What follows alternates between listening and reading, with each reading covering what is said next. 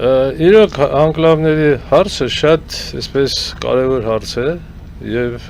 իմ կարծիքով դա լուրջ վտանգ է մեր երկրի անվտանգության համար։ Պատկերացրեք, որ ասենք անկլավներից մեկը, որը որ կոչում են անկլավներ, ես հիմա կասեմ ինչքանով դա կարելի է կոչել անկլավներ եւ ընդհանրապես ինչ անկլավ հասկացություն կար թե չկար խորհրդային միության, ասենք, իրավական համակարգում,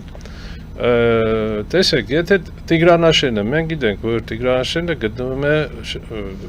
ռազմավարական ճանապարհի վրա, որը միացնում է հյուսիսային մասը Հայաստանի դեպի Սյունիք։ Հիմա պատկերացնենք, որ այդ անկլավը համարեն Ադրբեջանի տարածք, անկլավը Չակերտներով, եւ հանձնեն Ադրբեջանին։ Ուրեմն կա այսպիսի մի իրավունք, որը կոչվում է սերվիտուտի իրավունք։ Դա եւ միջազգային օրենսդրության մեջ են գոյություն ունի։ Այդ սերվիտուտի իրավունքով Հայաստանը պարտավոր է ճանապարհ տալ Տիգրանաշենից դեպի Նախճեվան։ Ես չեմ կասկածում, որ այդ ճանապարհը երևի հավանական շատ մեծ է, որ կլինի էքստերիտորիալ, արդեն արտատարածքային ճանապարհ, լրիվ Ադրբեջանի վերահսկողության տակ։ Ուրեմն այստեղից մենք փակում ենք ինչ-որ տարածք դեպի Սյունիք։ Մյուսը, եթե մենք գիտենք, թե Ադրբեջանը ինչ բաներ ունի, փորձ ունի եւ հմտություն ունի պրովոկացիաներ անելու։ Եւ պատկերացնենք, որ այնտեղ իհարկե 100%-ով լինելու են ռազմական ինչ-որ ուժեր կտեղադրվեն Տիգրանաշենում։ Եվ ինչ-որ մի պրովոկացիա կանեն, իբր թե մեկի վիրակարակել են, վիրավորել են կամ չգիտեմ ինչ են արել,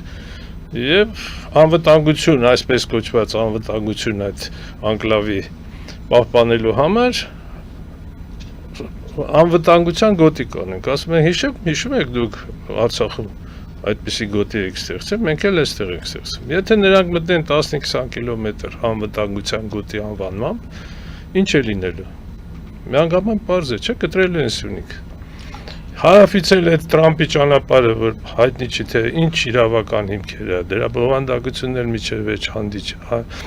մեխանիզմները, ձևերը, ինչպես է դա աշխատելու, դա էլ հայտնի չի։ Ընդհանուր ինչ-որ բաներ կա, թեզեր կա, բայց կոնկրետ որևիցե այսպես բան չկա, բացի այդ front office, back office-ից։ Իրոք անկլավ հասկացություն իրավական, ասենք, խորհրդային միության իրավական դաշտում գոյություն չուներ եւ չէր կարող ունենալ։ Ինչու՞։ Ասեմ դες,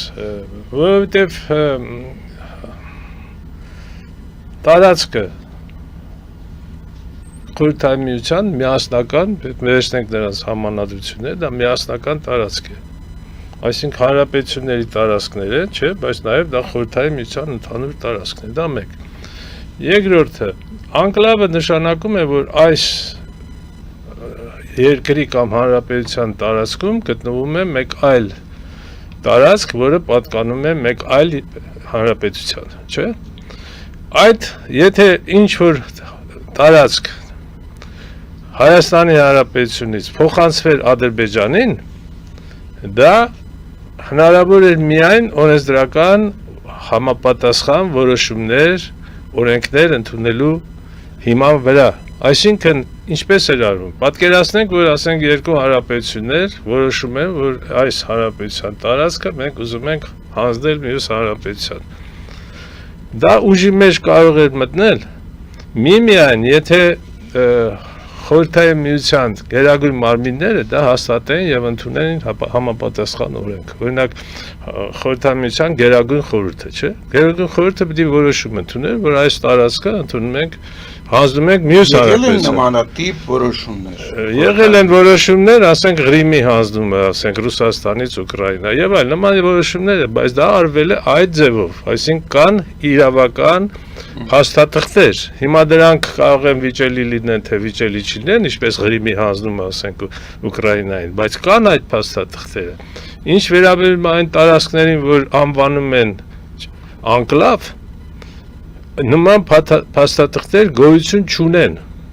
Գոյություն չունեն ոչ Հայաստանի Հանրապետություն օրենսդրական դաշտում, ոչ Ադրբեջանի, ոչ խորհրդային միության։ Ինչքան էլ ուզում եք դուք փնտրեք, չեք գտնի որևիցե նման փաստաթղթ։ Այսինքն անկլավները միայն քարտեզի վրա են երևացել։ Տեսեք, Դուք ինչ հիմքով էլի մի հատ բացատրեք։ ասեմ ձեզ ինչ հիմքով։ Ուրեմն ես ուզում եմ հղում անել, ով չի ծանոթ չի, թող նայի կարդա վերցնի, դա բարդ բան չի։ 1979 թվականի Խորհրդային Միության նախարարների խորհրդի որոշումը համար 16 համար կներեք 940 որոշումը, որը ընդունվել էր հոկտեմբերի 16-ին։ Որ թվականի 1979 թվականին։ Ինչի մասին էր այդ որոշումը։ Ասում են, այնտեղ հնարավորություններ տալիս, որ երկու խորհրդային հանրապետություններ իրար մեջ որոշեն, թե այս շենքը, որը պատկանում է, ասենք, գտնվում է, ասենք, այս հանրապետության տարածքում, նրանք իրավունք ունեն այդ երկու հանրապետությունների համատեղ որոշմամբ տալ մյուս հանրապետության որպես սեփականություն։ Այսինքն եղել էր ենթադրենք Հայաստանի սեփականություն, տվել են, ասենք, մեկ այլ հանրապետության սեփականություն։ Նույնը գերատեսչությունները, եթե սա ասենք Հայաստանի գերատեսչություններ, չէ՞, հնարավոր է որ տան մյուս հանրապետության կառավարման այդ գերատեսչությունը։ Նույնը խոսքը գնում էր նաև, եթե ինչ-որ կառավարման սիստեմ կա, ասենք, չէ, մենք գիտենք, ասենք, կային գյուղխորհուրդներ, ռայսովետներ եւ այլն, չէ։ Հիմա այս բնակելի վայրի կառավարումը այս ռայսովետից, այս հանրապետության ռայսովետից կարող էին փոխանցել, որ մյուս հանրապետության ռայսովետներ ընթացիկ կառավարման այս գործընթացները կատարում։ Բայց դա որևիցե դեպքում, ոչ մի դեպքում, երբ որ փոխանցում էին, ասենք, սեփականություն մի շենք մեկ այլ հանրապետության, կամ ինչ-որ գերատեսչությունը այս հանրապետության տնօրինությունից փոխանցում էր մյուսը, եւ նույնը այդ տեղական կառավարման համակարգում այդ փոփոխությունները, դա չէր նշանակում, որ այդ տարածքներ էին հանձնում մյուս հանրապետության։ Տարածքների հանձնելու օրենսդրական հիմքերը լրիվ այլ էին։ Ես ասում եմ, դա պետք է ընդունվեր որոշում հանրապետությունների կողմից, դա պետք է ներկայացվեր Մոսկվան գերագույն խորհուրդը պետք է բարձր որ Կենտկոմի բանով, ոնց որ ասում են, եթե նա Կենտկոմը համաձայնությամբ, նա պետք է որոշում ընդուներ, որ այս տարածքը այս հանրապետությունից տալիս է մյուս հանրապետության։ Մենակ Ղրիմը, չէ, այդպես արեցին, մոտարապես խախտելով իհարկե որոշ կանոն, բայց որոշ այդպես գործընթաց արեցին եւ կա նման որոշումներ։ Այս տարածքների Հայաստանի Հանրապետության սուվերեն տարածքների, որը կոչվում են անկլավներ, նման որոշումներ դուք չեք գտնի ոչ միտեղ։ Սա իրավական հիմքն է։ Ես հասկացա, որ որոշումներ չկան, ես հասկացա նաև, որ սովետական միության մեջ մտնելուց հետո Հայաստանի Հանրապետության տարածքը փոխվել է անընդհատ նմանատիպ ձևով, ասենք օրինակ նույն Հայաստանի էքսկլավ Արցվաշենը, ասենք ավելի վաղ քարտեզներում ինքը կպած էր Հայաստանին։ Հիմա եւ այդ անկլավներն էլ, այսպես կոչված անկլավներն էլ չկային այդ քարտեզներում։ Ես նկատի ունեմ 26 թվականին, 30 թվականին եւ այլն։ Եվ դրանից հետո էլ այդ անկլավները առաջացել են ավելի ուշ, ինչ ճանապարհով մենք գիտենք, բայց չէ որ խորհրդային միությունում ամեն մեկը չէր որ կարող էր նստել եւ քարտեզ գրել։ Այսինքն այդ քարտեզագիրը, որ նկարել էր Հայաստանի եւ Ադրբեջանի սահմանները, պիտի ինչ որ բանից ելներ։ Այ ինչից է նա ելել ձեր կարծիքով։ Ես ասեցի այդ մասին, նորից խնդրում եմ։ Այն նրանով, որ ասենք այս ով է կառավարում այդ շրջանը։ Ճիշտ եմ ասում։ Այո, փաստորեն սա գնում էր նրա յուրիսդիկցիայի տակ, բայց ոչ թե նրա ինքնիշխանության տակ, ոչ թե այդ բանը, այսինքն ոչ թե յուրիսդիկցիան, այլ կառավարման համակարգի մեջ էր մտնում այն մյուս հանրապետության, բայց դա չէ նշանակում տարածքը հանձնել են մյուս հանրապետության։ Տարածքը ուրիշ ձևով պետք է հանձնեին։ Այդ ուրիշ վարիանտ չկար։ Շատ լավ, ես կարծես թե մի քիչ անկլավների թեմայից շեղվում եմ։ Ես մի բան ավելացնեմ, եթե կարելի է։ Տեսեք, ենթադրենք նույնիսկ, որ ասենք այդ տարածքը, ենթադրենք, սա իհարկե որևիցե հիմք չունի, բայց նույնիսկ եթե ենթադրենք, շատերը դա ուզում են պնդել, այսօրվա իշխանության ներկայացուցիչները, դա Ադրբեջանի տարածք է, չէ՞։ Մենք գիտենք, որ անկախանալուց այսօրվա ադրբեջանական հանրապետությունը իր իրավահաջորդությունը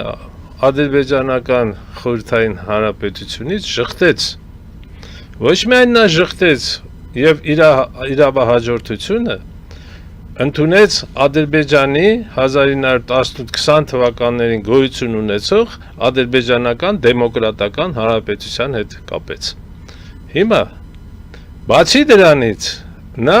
համարեց, որ 1922 թվականին, երբ որ ստեղծվեց խորհրդային, ասենք, միությունը, Ադրբեջան հանրապետություն, խորհրդային հանրապետություն ստեղծելը դա ապօրինի քայլ էր, այսինքն նա ժխտեց այդ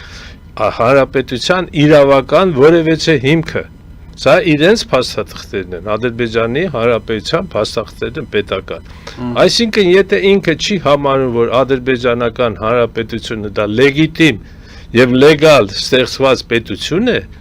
այսինքն այդ տարածքները այստեղ են թե այնտեղ են, դա ինչ նշանակություն ունի։ Մեկը ինքը չի համարում իր ադրբեջանական խորհրդային հանրապետության իրավահաջորդ։ Բայց հետո կարծես ինքը ստեղծեց նաև մեկ իրավական ակտ, որով ասում էր, որ եթե խորհրդային միությունում ինչ որ դրական բան է եղել Ադրբեջանի հանրապետության, դա նրանք այդ դրական բանը ընդունում են, նկատի ուներ հենց այդ ինչ որ դուք ասում։ Եթե այդպես են անում, ուրեմն այն նույն ձևով ինչպես իրենք պահանջում են, որ մենք Հայաստանի Հանրապետության սահմանադրությունից հանենք որոշ կետեր, նույն կետերը պետք է իրենք հանեն իրենց սահմանադրությունից։ Դե թող հանեն դա, մեզ ներկայացնեն, հետո մենք նրանց հետ կխոսենք, բայց դա երբեք չեն անելու։ Ադրբեջանը այն ժամանակներից շատ այսպես խորամանկ քաղաքականություն է վարել եւ ամեն ձևով փորձել է ինչ-որ մի բան գտնել, որ ասենք տարածքային աներ հավակնություն ունենա, ասենք Հայաստանի Հանրապետության տարածքին։ Այդ խոսքը գնում է նաեւ սահմանների վերաբերյալ։ Ես մի բանի մասին կուզեի մենք որ այստեղ էլ հիշատակենք, որտեղ այս անկլավների եւ սահմանների մասին խոսքը երբ որ գնում է, չէ՞։ Ուրեմն այսօրվա իշխանությունները հղում են անում 1991 թվականի դեկտեմբերի 21-ին ընդունված Ալմաթայի հռչակագրին, ասելով, որ իբր այդ հռչակագրով խորհրդային միության սահմանները, հանրապետությունների, խորհրդային միության հանրապետությունների սահմանները ճանաչվել են որպես նոր անկախ պետությունների պետական սահմաններ։ Եթե ոնց ինչպես ասում են չզլանան եւ վերցնեն ովքեր որ այդ հարցով հետաքրքրվում են, մի հատ կարդան այդ հռչակագրի տեքստը, այնտեղ չեն տեսնի որևիցե բառ, որևիցե նախադասություն, որը գրված ունի խորհրդային միության հանրապետություններ, խորհրդային միության հանրապետության սահմաններ, որ դա ճանաչվել են պետական։ Նման բան չկա այնտեղ ընդհանրապես գրված։ Այնտեղ գրված է միայն, որ ճանաչվում են տերիտորիալ ամբողջականությունը հանրապետությունների գոյություն ունեցող սահմաններով։ Գոյություն, եթե դու ստորագրում ես ինչ-որ մի փաստաթուղթ, այդ ինչ-որ գրված է գոյություն ունեցող սահմաններ, ուրեմն դա նշանակում է, որ 1991 թվականի դեկտեմբերի 21-ի դրությամբ գոյություն ունեցող սահմաններ։ Վերջ։ Ուրեմն այդ գոյություն ունեցող սահմաններով պետք է ղեկավարվեն։ Եթե ինչու են այդպես գրել, ինչու չեն գրել, որ խորհրդային միության